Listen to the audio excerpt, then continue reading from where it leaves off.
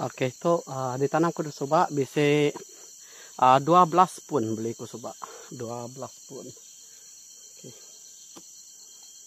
Leban itu soba kebun lada. Ditanam ku dito dia tuh nade kebun lada ditanam apa geteh.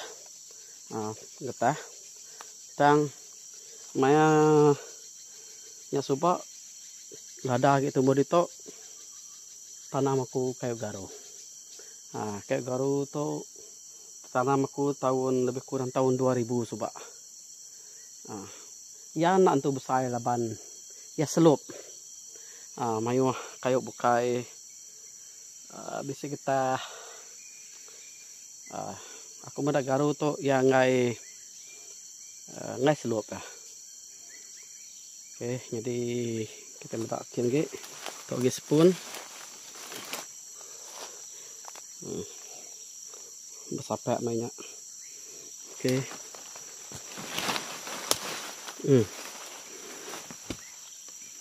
Nak besar.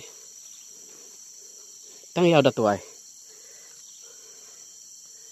Tok tumbuh muka tok aja di tok nadai dijaga iga. Nyak kebuah beketok jangka aku. Slup. Dua. Tok spoon lagi. Tok. Sampai 2. Garu sama spesies, aku nak nemu nama spesies tok. Beli aku basrikai.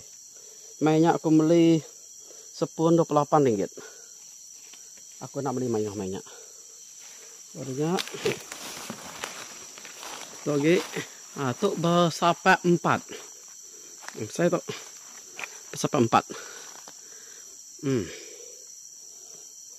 1 2 3 4 sampai 4. Adanya baru tuh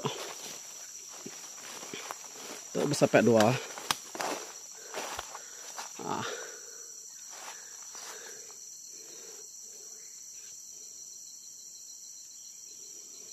Oke.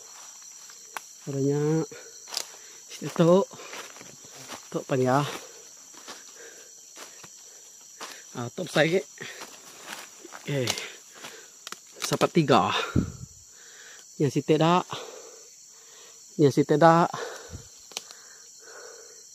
Yang sampai 3. Warnanya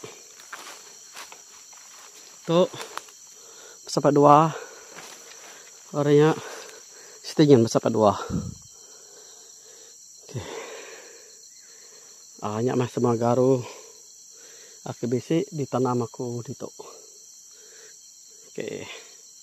Tajapan ya udah tuai kang ya nak tu besar dah.